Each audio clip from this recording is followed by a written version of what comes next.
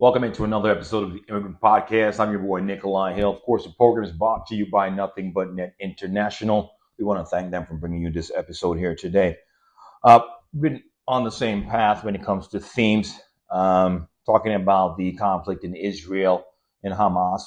For previously the past four episodes, we're going to keep that theme when we're talking about conflicts, and we're going to touch on a different jurisdiction here today. Before we go any further, you see that subscribe button right there. I want you to click that subscribe button. I see a lot of you guys watching the podcast, but we need you guys to click that subscribe button so you can give us a little bit more, more of a reason to keep going, telling us that you like the program. We wanted to give you some more information. There's a lot more going on the planet than just what's happening in Israel and Hamas, or Israel and Palestine, depending on how you look at it.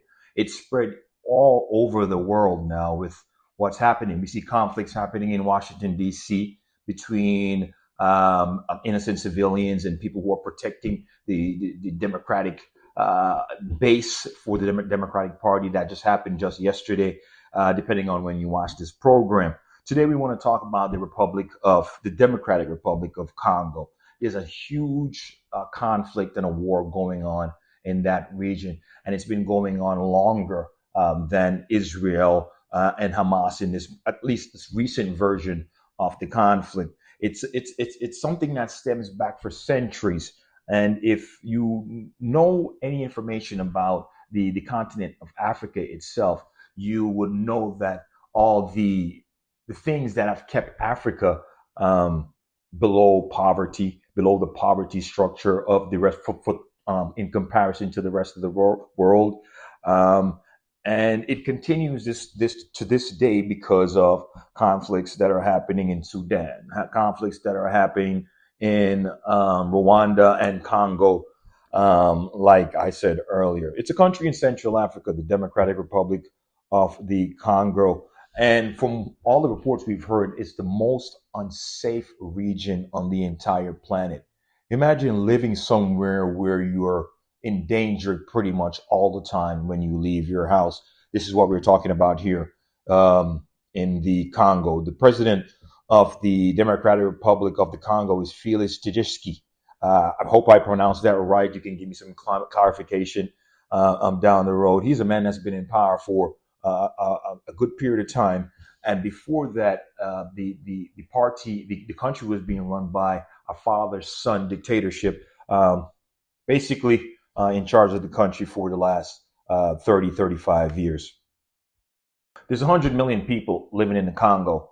And if I were to tell you that 10% of that population have died in the last 20 years, you would say that's ridiculous. One of the reasons why they continue to fight is the entire structure of Africa, and mainly in this specific instant, the entire structure of the Democratic Republic of the Congo, formerly known as Zaire.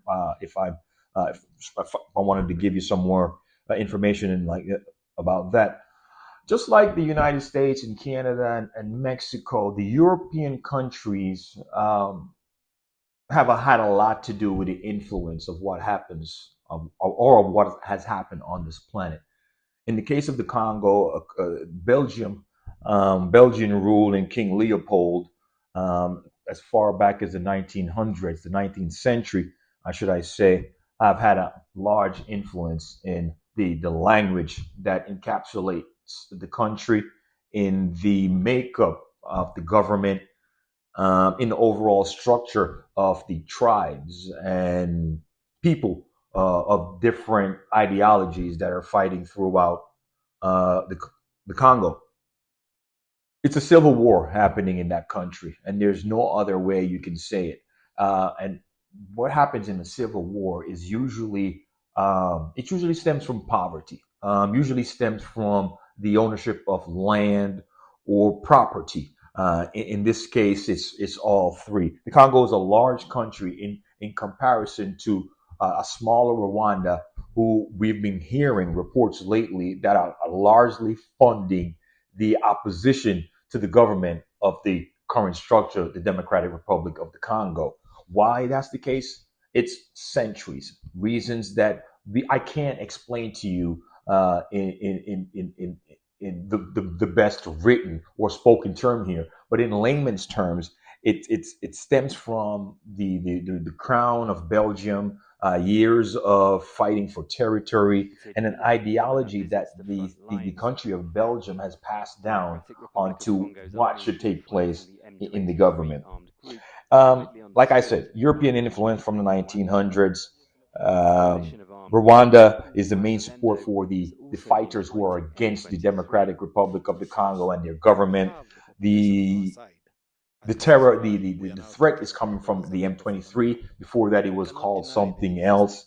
And the M23 is the equivalent of what Israel is counteracting from Hamas. So those are things that are happening in the Republic of Congo. Now, Africa is a continent in total upheaval. The country of Congo itself is the largest country in the middle of Africa as we speak today, fourth largest country on the planet circumference wise, and one of the top 10 largest countries when it comes to population, 100 million people in Africa. Africa. These are things that we can't even fathom when we're living on this side of the planet.